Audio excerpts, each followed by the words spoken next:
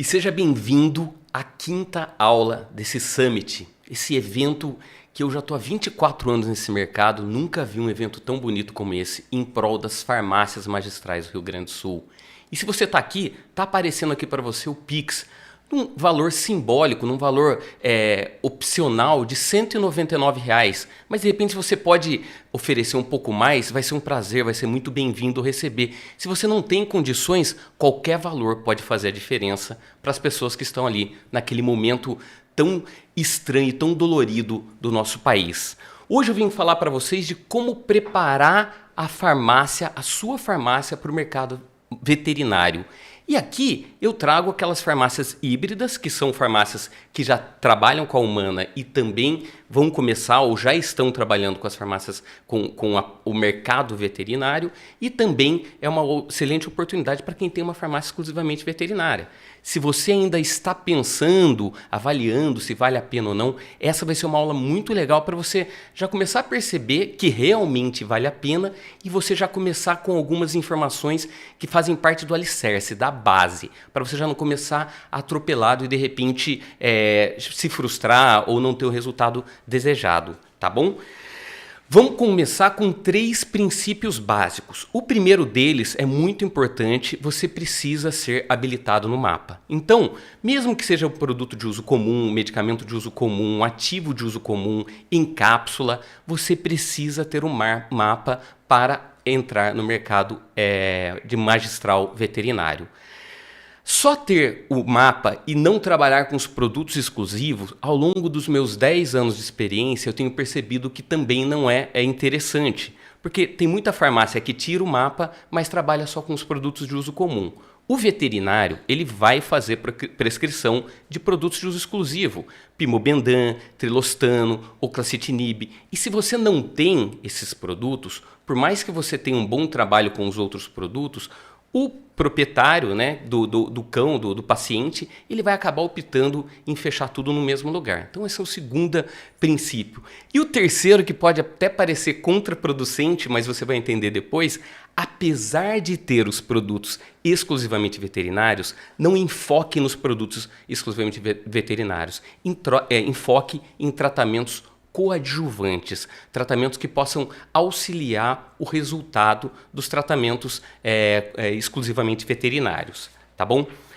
Quem sou eu, né? Eu já comecei falando e esqueci de falar quem sou eu. Meu nome é André Cater, eu sou farmacêutico, sou pai de um menino e uma menina, sou casado, sou palestrante, tenho uma empresa chamada Integron Vet, que é uma empresa de cursos e treinamentos para veterinários e para farmácias que estão atuando ou querem atuar no mercado veterinário, e tenho uma experiência de pouco mais de 24 anos. Comecei como representante, como visitador na década de 90, tenho essa carinha de jovem, mas já passei dos 40, e desde o ano 2000 eu trabalho no mercado magistral veterinário, em janeiro humano, né?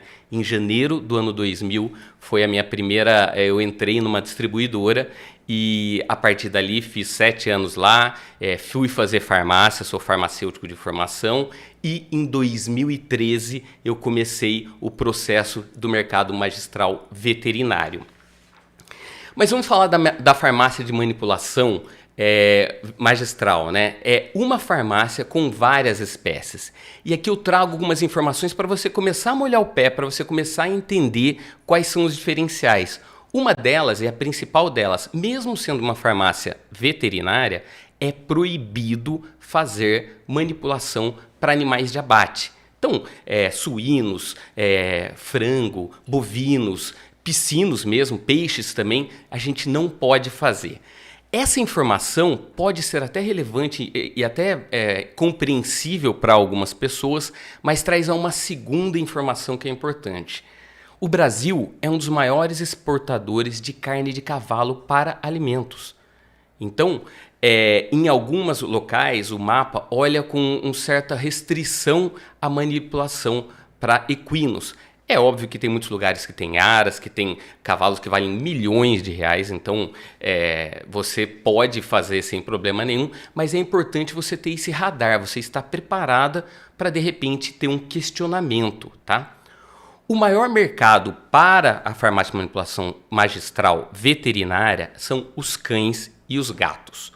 Os cães são mais de 70 milhões de possíveis pacientes para a gente, então é um universo bem grande. Lá embaixo eu coloquei uma observação, atualmente no Brasil tem por volta de 40 milhões de crianças até 14 anos de idade, né? Então você vê que é um mercado quase o dobro. E os cães têm uma microbiota muito parecida com a microbiota nossa, com a microbiota do ser humano. Por isso que tratamentos que são bons, né, que trazem efeito e não tem muitos efeitos colaterais para a gente, podem ser utilizados para eles. Tratamentos de nutracêuticos, tá? Tratamentos convencionais, você precisa ter um cuidado maior, precisa ter alguns estudos. Os gatos estão em crescente, hoje são 30 milhões de gatos. O único cuidado que você tem que ter é que ele tem uma detoxificação deficiente, ele não faz a glucuronidação. Não vou entrar em méritos aqui, mas o fato é que ele é mais sensível e medicamentos, alimentos tóxicos acabam sendo mais tóxicos para gatos. E um mercado muito promissor também, você vê que são 45 milhões, são os não convencionais. São as aves, são os roedores, são os lagamorfos, que são os coelhos. É um mercado muito interessante, em crescimento, mas a gente tem poucos estudos. E você tem que lembrar que são pacientes que são muito leves, então você precisa ter uma dose muito calibrada, você precisa ter um conhecimento muito grande. Qual que é a minha sugestão para quem está começando ou para quem já está na farmácia magistral veterinária? Os cães e os gatos vão ser onde você vai ter uma resposta mais rápida, uma segurança muito rápida. Se você está numa localização que tem veterinários que atuam com cavalos ou com animais não convencionais, é importante você ter uma linguagem material à parte. Não adianta tentar no mesmo bolo colocar tudo, na mesma literatura que você vai levar para o médico, colocar tudo. Geralmente, veterinários que atuam com cavalos, com grande porte, não atuam nos animais de estimação de pequeno porte e geralmente são especialistas que fazem os não convencionais. Então, faz uma pesquisa de mercado, tem um mercado interessante, tem bastante aras, tem bastante cavalo aí, legal. Então, faz um material à parte, com uma identidade visual à parte, o veterinário também é à parte e os convencionais da mesma maneira. Como que funciona a engrenagem da prescrição veterinária convencional? Então é importante você compreender algumas coisas e aqui a gente começa a diferenciar. Você que é híbrida e já está acostumado com a prescrição humana, a prescrição veterinária começa a seguir um caminho distinto e é por isso que a gente precisa preparar o mercado para isso, tá? A prescrição convencional, ela tem baixo valor agregado. E quem já trabalha aqui, trabalha com trilostano, trabalha com pimobendan, vai falar assim, não, mas são produtos que têm alto valor agregado. Calma que eu já vou explicar para vocês o porquê que é o baixo valor agregado. Por quê? O veterinário é o principal e o único prescritor. Então, para nós farmacêuticos, essa é uma diferença gigantesca. Nós somos prescritores dentro da farmácia de manipulação humana, mas nós não somos. Os únicos que podem prescrever os medicamentos veterinários são os médicos veterinários. E aí você já vai entender por que a gente precisa ter um posicionamento diferente. E um outro ponto, o veterinário também pode vender medicamentos. Então, muitos deles têm alguns medicamentos onde ele prescreve e ele já vende lá. Aqui, se você já está mais antenado, você já começa a perceber que a linguagem para conversar com o veterinário, ela tem que ser uma linguagem mais cuidadosa. E se você lembrar lá que eu falo para vocês que é importante focar nos tratamentos coadjuvantes, é exatamente por causa disso. O veterinário já sabe o que prescrever dos tratamentos convencionais. Além disso, o veterinário pode vender esses medicamentos ali também. Então, num primeiro momento, não tem interesse dele fazer a prescrição desses ativos. A não ser que seja um animal muito grande ou um animal muito pequeno, mas por isso que o enfoque tem que ser diferente. A gente precisa entender também o posicionamento da indústria. Quem é da humana percebe que existe sim investimento da indústria, mas a farmácia de manipulação de maneira geral também tem um peso muito forte. Na veterinária, eles têm as informações praticamente da indústria. Eles têm muito poucas informações extras. E quando tem um curso, quando tem um congresso, geralmente é patrocinado pela indústria também. Então, é um mercado extremamente vasto, é um mercado muito promissor, mas que precisa ser lapidado. E quando você leva material do tratamento convencional, você faz uma lâmina, investe um dinheiro para um trilostano, para um pimobendan, para um oclacitinib, você está gerando pouco conhecimento para esse médico. Esse veterinário está tendo pouco conhecimento, porque ele já sabe disso. Ele precisa saber do algo a mais. E o que é esse algo a mais? Esse algo além dos exclusivamente veterinários. Vamos voltar para a indústria.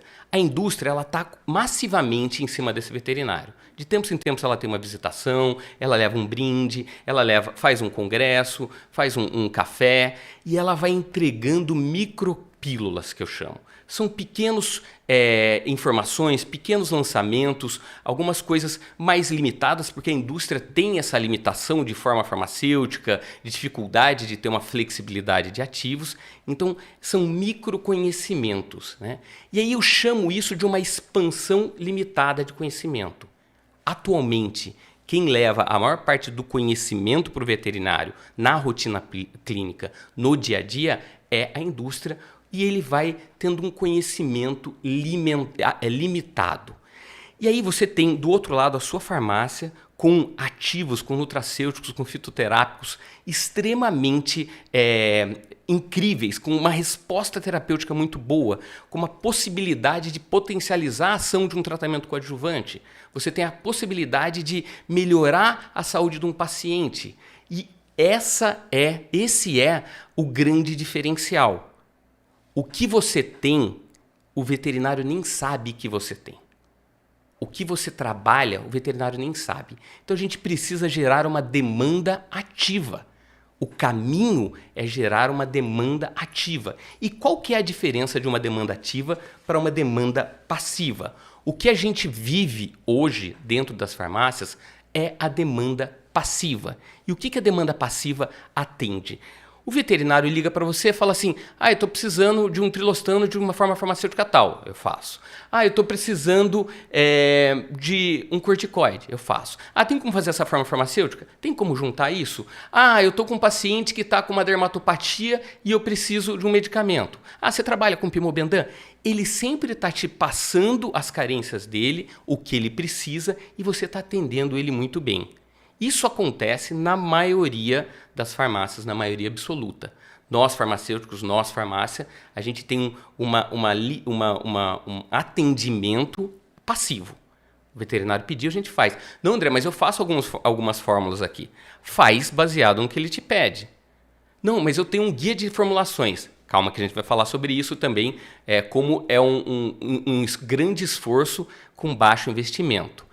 Se você está na veterinária já, você deve estar tendo alguns insights falando: nossa, eu estou mudando nisso. Então, ainda dá tempo de mudar. E se você não está ainda, anota tudo isso, porque é muito importante você já aplicar, já começar nesse mercado de maneira diferente.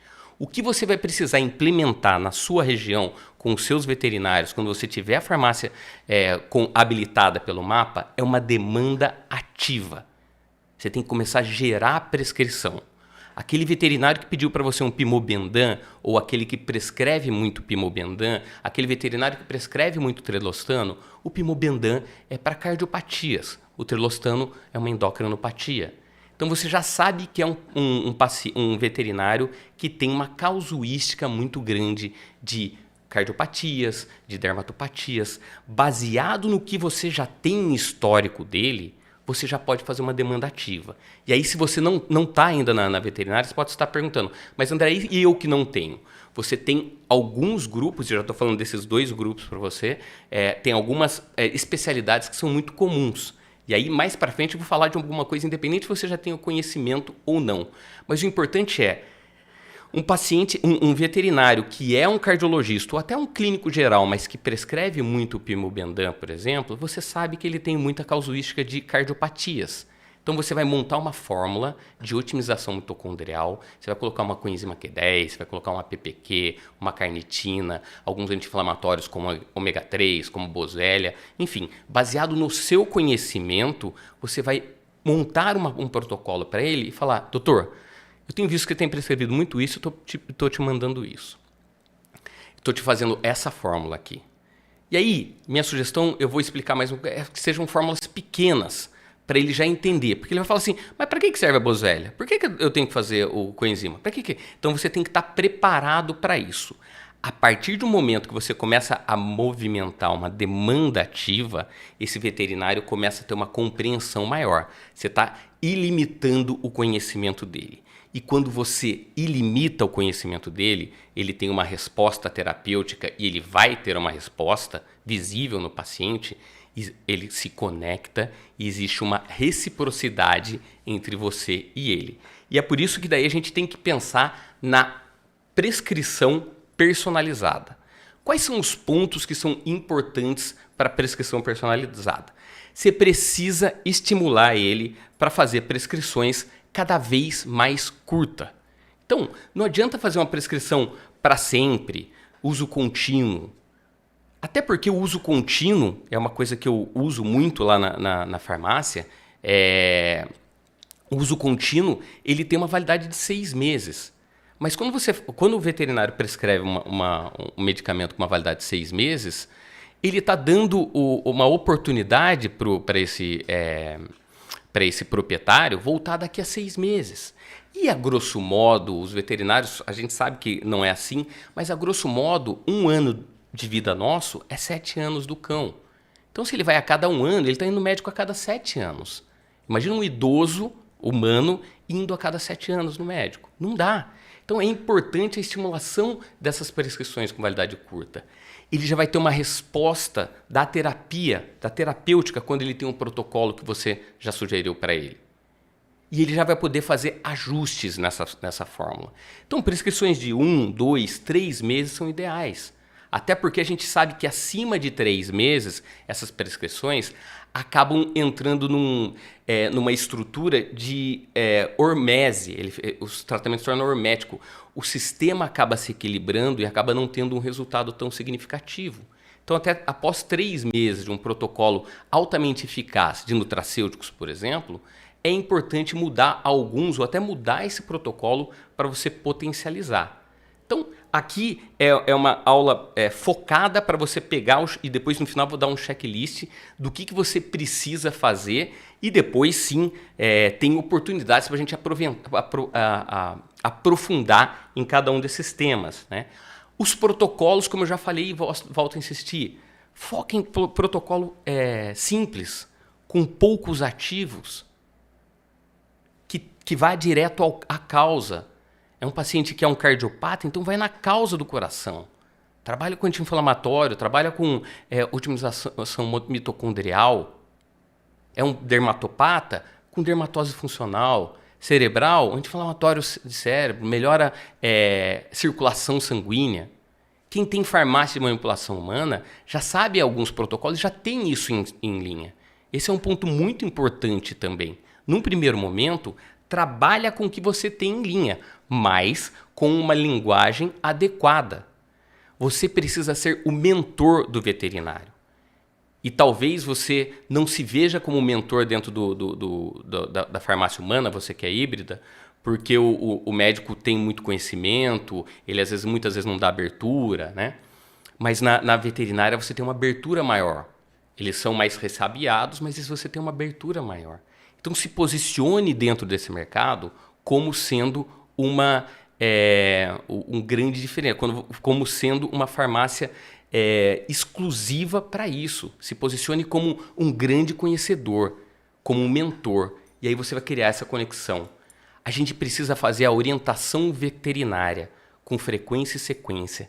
Eu vou passar aqui muito rápido sobre visitação, eu vou passar aqui muito rápido sobre as diferenças da visitação, mas a gente vai ter aqui ao longo desse summit uma profundidade muito grande de informações de visitação.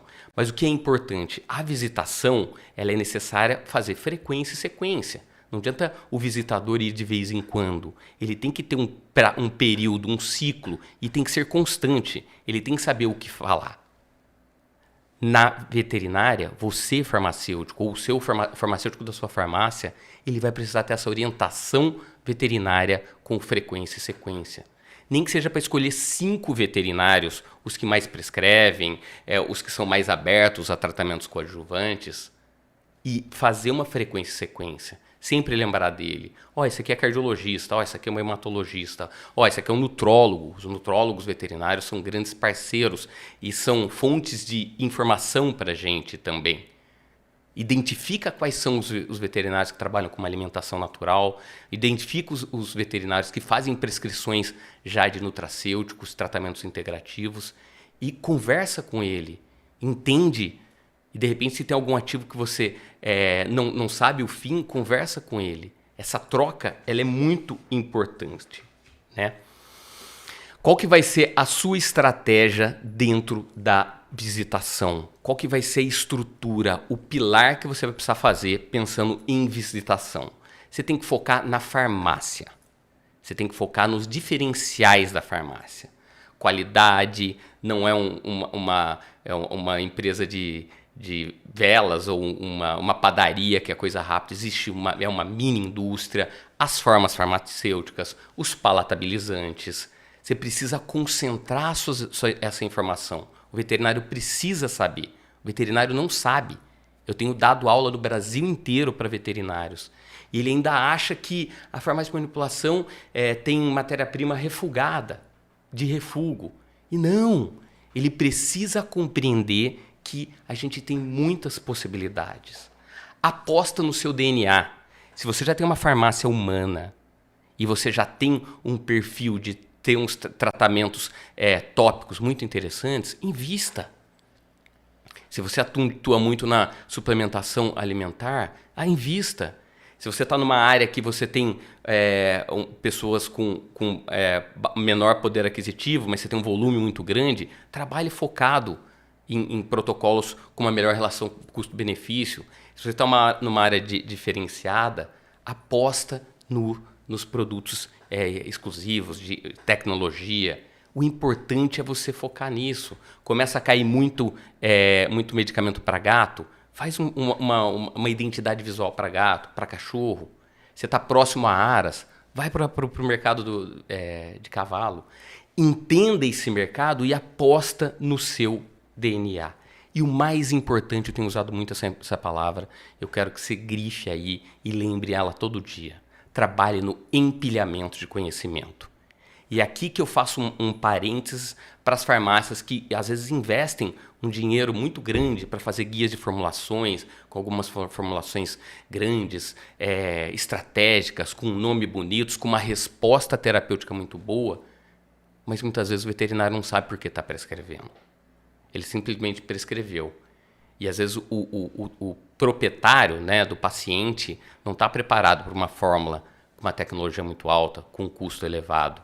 E aí a gente vê hoje o preconceito de que o nutracêutico é caro. Porque não foi bem colocada. Vão ter outros veterinários que nem vão mandar fórmula para você. Porque é uma fórmula tão grande, ele não quer fazer ainda. Ele não tem tempo, é um paciente atrás do outro. Percebe? Trabalha com fórmulas pequenas, 3, 4, 5 itens. Explica cada um deles e cria uma lógica no tratamento. Cria uma lógica no tratamento. Lembrando que hoje a gente está aqui no Summit, esse evento incrível em prol das farmácias magistrais lá do Rio Grande do Sul, essa tragédia que aconteceu, e estamos unidos aqui fazendo aulas com um conteúdo extremamente relevante para você poder aplicar dentro da sua farmácia, e estamos solicitando uma doação de um valor sugerido de R$ 199, mas se você pode oferecer mais, vai ser muito bem-vindo. Se para você R$ 199 é muito, qualquer valor vai fazer a diferença na vida das pessoas de lá. Vamos fazer esse mastermind, essa união bem profunda, tá? Voltando para o tema aqui, então a gente precisa fazer um empilhamento, você precisa dar alguns passo a passos, é um empilhamento de conhecimento. E aí você tem uma linha de raciocínio, daqui a 3, 4, 5, 6 meses o veterinário já está fazendo fórmulas maiores. Ele já sabe o que fica com um custo elevado, que tem um valor agregado muito alto, e ele já sabe o que tem uma boa relação custo-benefício. É importante essa compreensão também, né? Lembrar para o veterinário as nossas formas farmacêuticas e posicionar essas formas farmacêuticas. Não adianta a gente falar de biscoito para gato. O gato dificilmente vai aderir. Então, o biscoito, doutor, é para cães. E aí, um parênteses, não pode, é proibido por lei fazer biscoito a partir de ração. Tem algumas farmácias que dão como diferencial, o proprietário pode levar a ração que o paciente está acostumado a fazer e a gente faz um biscoito em cima dessa ração. Gente, você não sabe como é que esse proprietário pegou essa ração, se ela está contaminada ou não, se ela está pondo dentro do seu laboratório, do lado de outros. Ah não, André, mas aqui a gente compra uma ração extra big premium e a gente faz com uma ração própria. Ainda assim, você não tem laudo e é obrigatório a gente ter todos os ativos, a gente ter laudo, análise microbiológica. Então existem outras formas para ser feitas. A pasta pode ser utilizada tanto para cães quanto para gatos. Suspensão também, cães, gatos, animais não convencionais, passarinho menor, né, roedores que são menores, pode ser feito em gotas também. E aí, os flavorizantes ser diferenciados. Só tomar um cuidado com o de chocolate. Chocolate, quando ele tem o flavorizante chocolate, quando ele tem chocolate nos seus ingredientes, ele tem teobromina e pode ser tóxico tanto para cães quanto para gatos. E aí é importante você saber com o veterinário, entender dele, ele precisa te dar esse feedback. Você pode fazer assistência farmacêutica e de repente falar pro proprietário as formas que você tem. Olha, faz biscoito ou não, o veterinário que quer escolher. Você pode sugerir alguns flavorizantes ou não. Isso é importante você conversar com o veterinário para ele, porque alguns falam, não, olha, eu só confio na cápsula. E você tem que respeitar. Ou não, você pode fazer. Olha, eu não quero sabor doce, eu só quero sabor salgado. Isso tem que estar marcado e você tem que respeitar a decisão dele.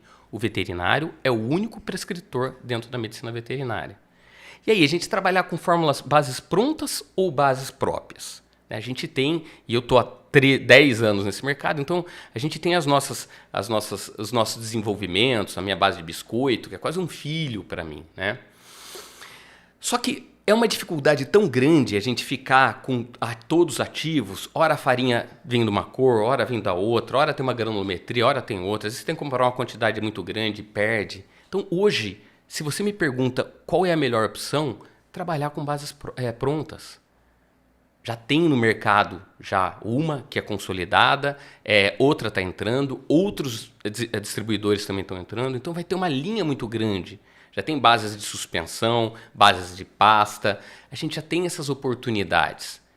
Ah, André, mas aí ela é bem mais cara em relação a quando faz. Sim, ela é bem mais cara, mas você pode diminuir o seu markup, essa é a minha opinião e é o que tem dado certo para mim em 10 anos. Né? No começo não tinha, mas conforme vão entrando bases, eu vou implementando.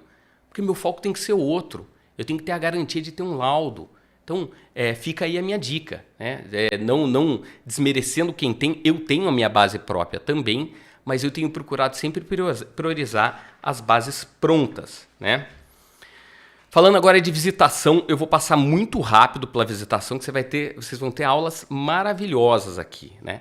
Amanhã você quer começar a fazer aula para o veterinário. Olha, eu vou ter que fazer material, tudo, mas, André, vou falar com o meu marketing, eu vou entrar de cabeça para o mercado veterinário, já tenho um mapa e tô vendo aqui que eu estou muito parado, eu vou entrar de cabeça. Então, o que você vai fazer? Primeiro, acho que já ficou bem claro, mas eu vou repetir. Foca nos coadjuvantes dos tratamentos convencionais. Foca nos nutracêuticos, vitaminas, minerais, fitoterápicos, que vão ter uma ação coadjuvante numa cardiopatia, numa dermatopatia.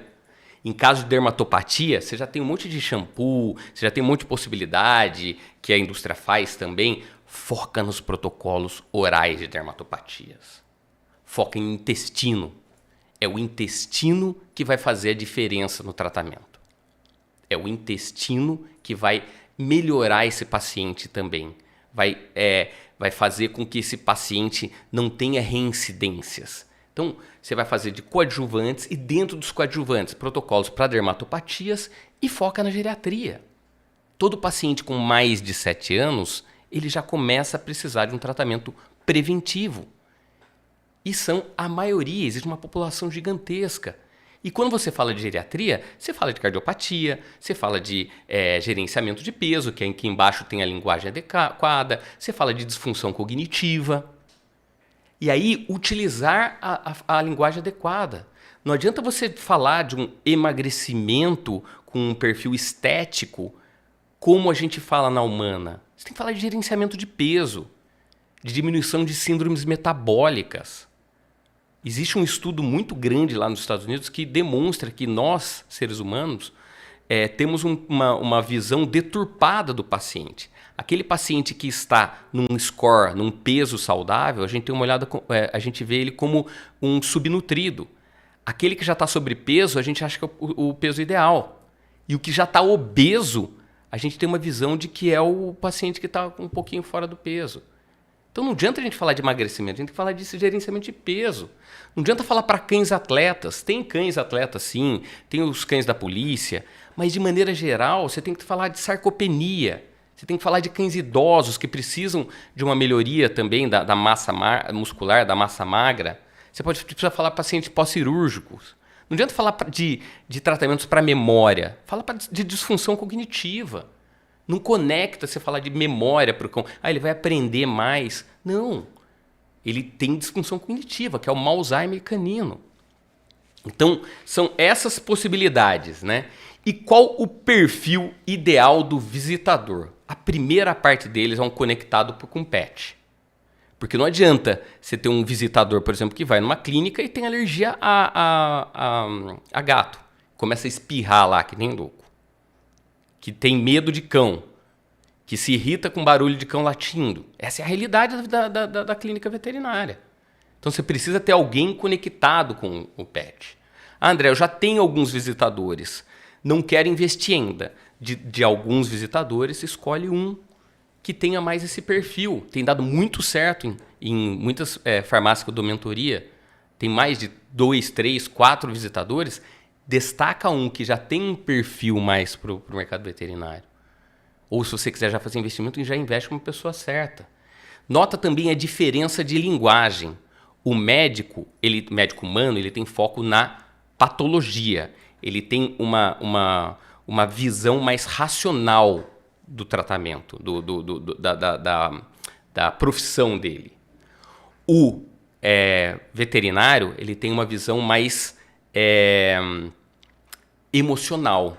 Ele trata o paciente. Tanto que é comum o veterinário adotar cães, gatos que foram deixados lá, né?